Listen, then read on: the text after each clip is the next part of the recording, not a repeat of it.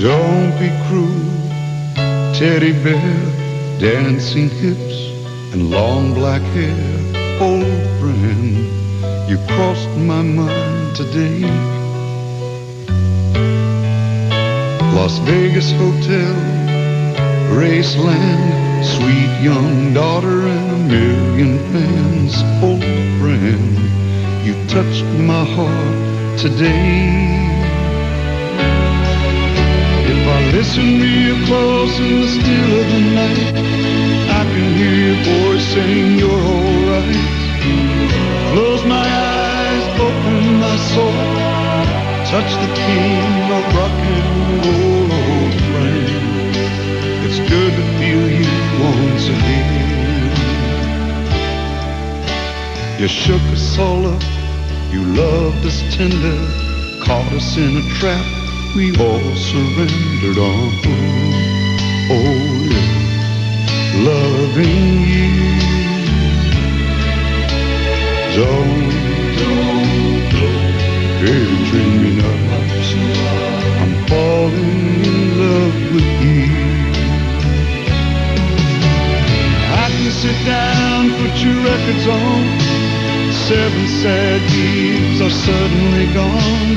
God, you were young, it doesn't seem fair. Would you be here if I could have been there, old friend? My heart's crying once again.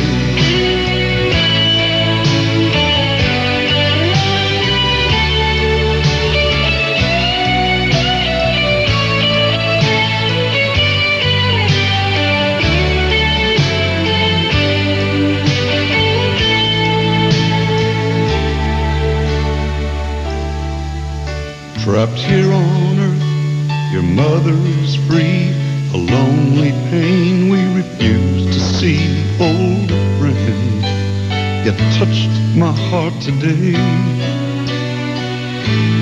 Oh, old friend, I'm missing you once again. I'm missing you once again. Hello, I'm Priscilla Beaulieu Presley, and I'm very aware of what Graceland has come to mean to so many people throughout the world. It's a tangible link to the man that they loved and admired through the years. And as an executor of his estate, it was my feeling that Graceland should be open to the public so they could share in his accomplishments and have a clearer understanding of not only the legend, but of the man himself. Here to his final resting place, where he now lies between his mother, Gladys, and his father, Vernon, and alongside his grandmother, Minnie May. A marker in memory of his infant twin, Jessie Guerin, was also placed here in the meditation garden. Every year since then, on the eve of the anniversary of his death, a candlelight service is held to honor his memory.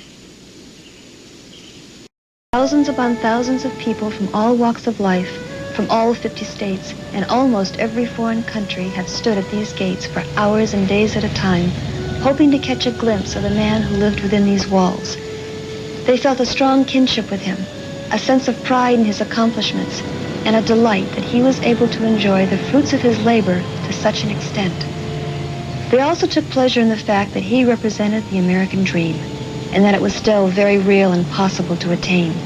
He gave them that, and he gave them a great road leading to the main house.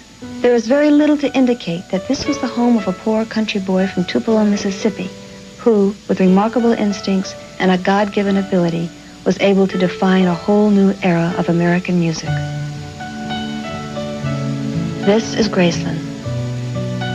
Since 1957, the home of Elvis Aaron Presley. Although it has become a symbol, a museum, and to some people, a shrine, it is still first and foremost the place where Elvis lived, laughed, and shared good times with his friends and family. In other words, it was a home, in the best and truest sense of the word. Now, as we make our own private tour of Graceland, and I'm pleased to be able to act as your host for this hour and contribute some insights into the life and career of this living legend, named Elvis Presley. We're in the main hallway. The first thing that you see when you enter the front door, this and everything else in the house has been restored to its original condition wherever possible. This is the decor and the furnishings that were used 18 of the 20 years that he lived here.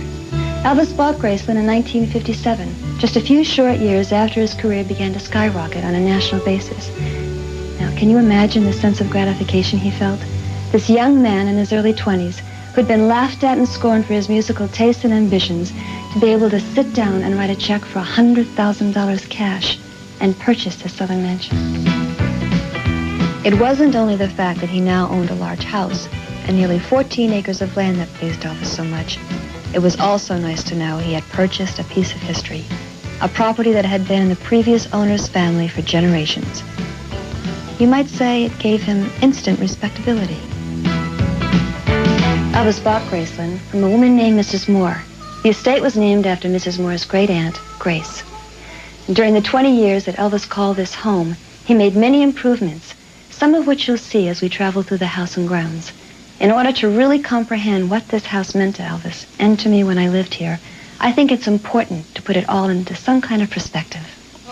Elvis was born in Tupelo, Mississippi, in a 30 by 15-foot shack. Elvis's mother, Gladys, had the normal aspirations for her son, that he should grow up healthy and eventually have a steady, well-paying job with the possibility of a pension at the end of the road. It was a good, solid middle-class dream, and never went so far afield as to include the possibility of his ever becoming an entertainer, let alone the most for himself. He thought perhaps of becoming a mechanic, as he liked to work with his hands. One of the first jobs he ever held was driving a truck for the Crown Electric Company. It was in that truck that he first drove to Sun Records in Memphis to record 2 songs to give his mother for her birthday, My Happiness and That's When Your Heartaches Begin, both originally recorded by the Ink Spots.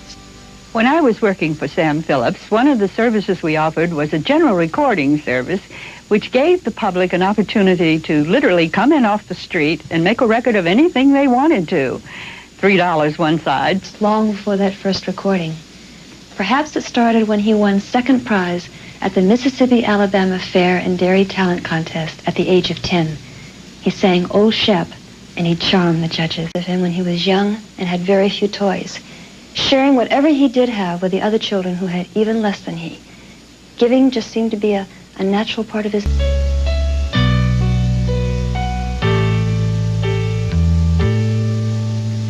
Don't be cruel, teddy bear, dancing hips and long black hair.